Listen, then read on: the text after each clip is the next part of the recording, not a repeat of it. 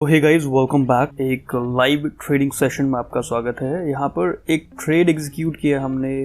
Currency pair है Canadian dollar versus Swiss franc, और इसकी एनालिसिस समझते हैं। ये एक स्विंग ट्रेड होने वाला है, यानी एक लंबा ट्रेड होने वाला है। अगर मैं यहाँ पर देखूँ ट्रेडिंग व्यू पे,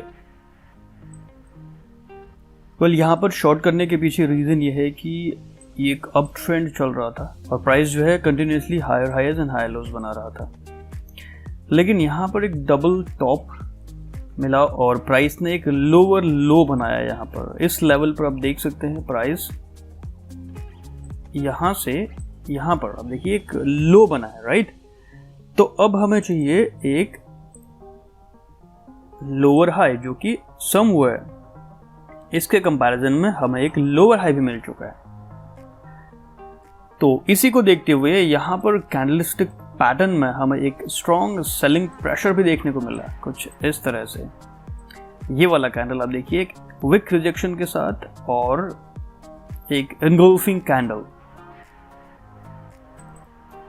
ऑल्दो ये 4 आवर्स का टाइम फ्रेम है, तो अगर इसको हम बड़े टाइम फ्रेम में देखते हैं, वीकली टाइम फ्रेम में, तो यहां पर भी हमें एक एनगल्फिंग कैंडल देखने को मिला है, दिस वन।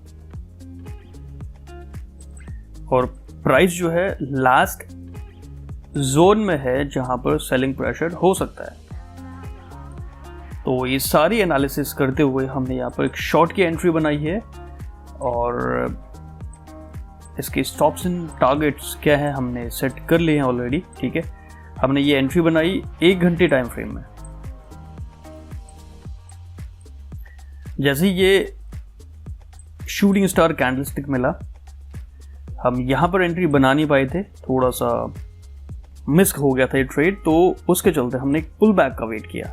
तो पुल बैक अगर इस लेवल पर आ चुका है तो उसके बाद हमने एंट्री बनाई।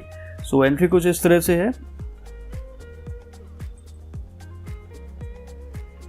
जस्ट हमने एंट्री किया था कुछ समय पहले यहाँ पर ट्रेड में। सो स्टॉप लॉस आप देख सकते हैं यहाँ पर, और टारगेट ऑलरेडी सेट हो चुका है। लगभग 2 ट्रेड मैंने एग्जीक्यूट किए हैं। ये है 6 माइक्रो लॉट का 2 ट्रेड है।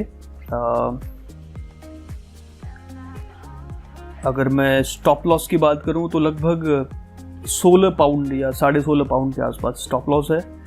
और प्रॉफिट की बात करें एज ऑफ नाउ जो है लगभग 40 पाउंड के आसपास एक ट्रेड में, और दूसरे 2 मिला के लगभग हो जाएगा ये 80 पाउंड के आसपास। तो रिस्क टू रिवॉर्ड एक बार हम चेक कर लेते हैं क्या है। फिलहाल हम लेते हैं पोजिशनल टूल और यहाँ पर एंट्री है हमारी, स्टॉप लॉस है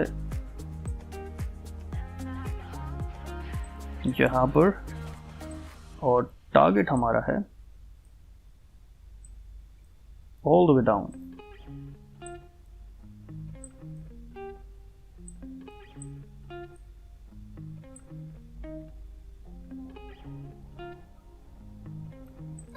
ऑलराइट, ये एज ऑफ नाउ टारगेट हमने सेट करा है और ये 1:4 का लगभग टारगेट है। अगर हमारा यहाँ पर 1:1 या फिर 1:1.5 तक चला जाता है तो हम यहाँ पर ब्रेक इवन पर लेके आ जाएंगे ट्रेड को, अगर हमें ये फेवर करता है तो। अगर ऐसा नहीं होता है तो फिर हमारा स्टॉप लॉस जो है वो लगभग $16 का है, आई मीन 16 पाउंड का है, तो वो हिट हो जाएगा और हम इस ट्रेड से एग्जिट हो जाएंगे। ये सिंपल सी स्ट्रैटेजी है, और इसके लिए एक कैंडलस्टिक पैटर्न को हमने देखा जो कि एक एनगल्फिंग कैंडल दिख रहा था ट्रेडिंग व्यू में 4 आवर्स के टाइम फ्रेम के हिसाब से। So let's see. So as of now ये ट्रेड एकदम से जो है ख़त्म नहीं होगा, लास्ट नहीं होगा, it will take too long. या तो ये जल्दी से एक स्विंग मार के हमारा जो स्टॉप लॉस है वो हिट कर देगा, या फिर ये बहुत लंबा टाइम ले सकता है, आने वाले समय में 2-3 दिन भी लग सकते हैं। ये फिर हमारा टारगेट जो है वो हमें हिट करके देगा।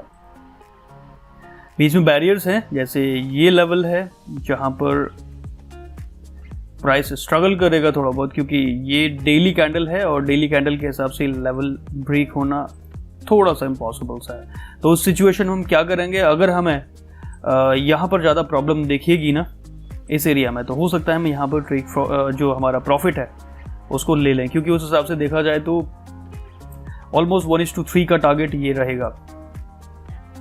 सो विच इज़ नॉट बैड, तो हम कोशिश करेंगे कि इसको स्केल करके एटलीस्ट 1:3 तक लेके चलें। मिनिमम टारगेट हमारा रहेगा ये लेवल जो मैंने यहाँ पर ड्रॉ किया है फ़िलहाल। और अगर ऐसा कोई रिजेक्शन यहाँ पर नहीं दिखता है, इस एरिया में कोई भी बैरियर नहीं दिखता, एकदम से बहुत तगड़ा सेलिंग प्रेशर दिखता है हमें, तो हम उसको फिर जो टारगेट हमारा सेट किया फ़िलहाल यहाँ तक एक्सटेंड कर सकेंगे। ठीक है, सो मैं इसका जो भी रिजल्ट होगा मैं आपको बताऊंगा। आज 11 तारीख है, सो लेट्स सी नेक्स्ट अपडेट मैं आपको दिखाऊंगा very soon. So alright guys, अभी ट्रेड को हमें लगभग 4 घंटे हो चुके हैं, 4 घंटे से भी ज़्यादा टाइम हो चुका है। तो फिलहाल ऑलरेडी हम इस पर अच्छा खासा जो है एक पुश मिला था, स्ट्रॉन्ग पुश। उसके बाद प्राइस ने बहुत ड्रास्टिकली जो है पुश किया, लगभग 42 पिप्स के आसपास हिट कर चुके हैं हम। तो ऑल्दो फिलहाल 8:30 बजने वाले हैं, तो एज ऑफ नाउ मेरा टारगेट जो है मैंने थोड़ा सा नज़दीक कर दिया यहाँ पर। ये मैक्सिमम फ़िलहाल यहाँ तक रखा है मैंने, क्योंकि 4 आवर्स के हिसाब से यहाँ पर इस जोन पे कहीं ना कहीं कुछ रेजिस्टेंस है। तो लगभग इस पर देखा जाए तो लगभग 15 पाउंड का हमारा स्टॉप लॉस था, और उस हिसाब से ऑलरेडी हम 1:2.5 के आसपास हिट कर चुके हैं। सो फिलहाल टारगेट लगभग 50 पाउंड के आसपास है, so it's not that far. ठीक है, तो फिलहाल मैं इस ट्रेड को लेके आता हूँ ब्रेक इवन से थोड़ा सा नीचे। ऑलरेडी ब्रेक इवन के आसपास ये ट्रेड है, और लगभग 8 पाउंड के आसपास इस पर टारगेट बचा हुआ है। लेट्स सी, अगर ये हिट हो जाता है तो हम इसको अभी थोड़ी देर बाद ही क्लोज कर देंगे, और अगर नहीं हो पाता, यहाँ से अगर पुल बैक आता है कोई, इस एरिया से अगर पुल बैक आता है और फिर ये आज की डेट में अगर वॉल्यूम से क्लोज नहीं हो पाता, प्राइस थोड़ा सा, क्योंकि शाम को फिर वॉल्यूम कम हो जाता है, तो इस सिचुएशन में हो सकता है कि हमें ये ट्रेड छोड़ना पड़ जाए, क्योंकि नेक्स्ट डे यानी कल 12 तारीख को हम देखेंगे। फिर अगर ऐसा नहीं होता, अगर इसको पुश मिलता है डाउनवर्ड, तो ज़्यादा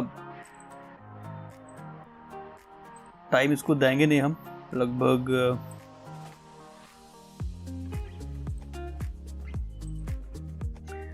10 पिप के आसपास का टारगेट है। सो लेट्स सी, अगर ये हिट हो जाता है तो इसको हम क्लोज करेंगे, क्योंकि मैं डे एंड पे यानी जो कुल मिला के ओवरनाइट या फिर वीकेंड में ट्रेड कम छोड़ता हूँ। मैं अक्सर ट्रेड्स को जो है सेम डे क्लोज करने में बिलीव करता हूँ, क्योंकि रात को ब्रोकर्स जो है वो स्प्रेड को बहुत ज़्यादा हाई कर देते हैं। अगर आपका ट्रेड आपके फेवर में भी है ना, उसको भी वो कहीं ना कहीं स्टॉप हंट कर देते हैं। तो इट्स बेटर कि इसका जो है बहुत बड़ा वाला विक्टिम रहा हूँ मैं। सो इट्स बेटर, मैं कोशिश करता हूँ कि जब भी वॉल्यूम रहता है मार्केट में, उस टाइम तक ही ट्रेड को जो है क्लोज कर दिया जाए। इनफैक्ट अगर ये ट्रेड हिट नहीं भी हो पाता टारगेट तक, तो अगर इसके आसपास भी कंसोलिडेट होता है या फिर कुछ प्रॉफिट में, तो मैं चाहूँगा कि इसको डे एंड तक मैं जो है इसको क्लोज कर दूँ, क्योंकि ये जो कैट CHF का जो करेंसी पेयर है, इसमें स्प्रेड बहुत ज़्यादा हो जाता है। अगर मैं रोल ओवर के टाइम की बात करूं, अगर ये यूरो USD होता या फिर पाउंड डॉलर होता, तो फिर भी उसमें स्प्रेड इतना नहीं रहता, हार्डली 10 से 15 पिप के आसपास हो जाता है। लेकिन अगर मैं कैट CHF या फिर NZD CHF, इन करेंसी पेयर्स की बात करूं जहां पर वॉल्यूम कम रहता है, तो वहां पर स्प्रेड कभी कभी 50-60 पिप्स तक भी पहुंच जाता है। तो इट्स बेटर कि हम स्टॉप हंट हो, आप कुछ छोटा प्रॉफिट लेके भी हम मार्केट से बाहर निकल सकते हैं, अगर सिचुएशन ऐसी बन रही है कि आपका ट्रेड ओवरनाइट होल्ड करने की सिचुएशन आ रही है। ठीक है, जब तक कि आप एक पोजिशनल ट्रेडर ना हो और आप बड़े स्विंग कैच कर रहे हो, आपके वीक्स में, मंथ में आपके ट्रेड चल रहे हो। लेकिन फॉरेक्स में ज़्यादातर जो ट्रेडिंग होती है वो समवेयर छोटे टाइम फ्रेम में ही होती है, 1 घंटा, आधा घंटा या फिर 4 घंटे, या फिर बहुत रेयर केस में जो ट्रेडर्स जो हैं वो डेली या मंथ वीकली टाइम फ्रेम पर ट्रेड करते हैं। लेकिन ये वो ट्रेडर हैं जो एक्सपीरियंस्ड हैं और पेशेंस है उनके पास, और बड़ा कैपिटल है, राइट, वो जो है ये पोजिशनल ट्रेडिंग में बिलीव करते हैं। सो मेरा पर्सनल जो ट्रेडिंग स्ट्रैटेजी है उसके हिसाब से भले ही डेली कैंडल पे ट्रेड करूं, लेकिन ओवरनाइट होल्ड करना वो थोड़ा सा उस पेयर में देखता हूं जहां पर मुझे लगता है कि रोल ओवर के टाइम पे स्प्रेड कम हो। सो आप इस ट्रेड को देखिए, लेट्स सी इसमें टारगेट हिट होता है या फिर हमारा स्टॉप लॉस ब्रेक इवन पर हिट होता है, ठीक है, कीप वॉचिंग। ऑलराइट गाइस, शाम के 10:12 हो चुके हैं। So we are almost there, profit target के आसपास प्राइस आ चुका है। सो वॉल्यूम कम है मार्केट में, तो इसको मैं यहाँ पर स्क्वायर ऑफ करता हूँ दोनों पोजीशंस, ठीक है। वॉल्यूम बहुत ज़्यादा कम हो चुका है, तो मुझे नहीं लगता कि यहाँ पर वेट करने का बहुत ज़्यादा फ़ायदा है। So it was really nice. 1:3 से ऊपर का ये टारगेट था, लगभग 15 या 16 GBP यानी ब्रिटिश पाउंड का ये था स्टॉप लॉस। एंड इसमें जो TP था, हमारा टेक प्रॉफिट था, that was I mean it's about 50 pound. So that's it for the day. अगर वीडियो पसंद आता है तो एक लाइक स्मैश करना ना भूलें, और फ्यूचर वीडियोस के लिए चैनल को सब्सक्राइब करना बिल्कुल ना भूलिएगा। So with that said, this is your coach lastly spoken, signing off. Have a wonderful day ahead. Happy trading.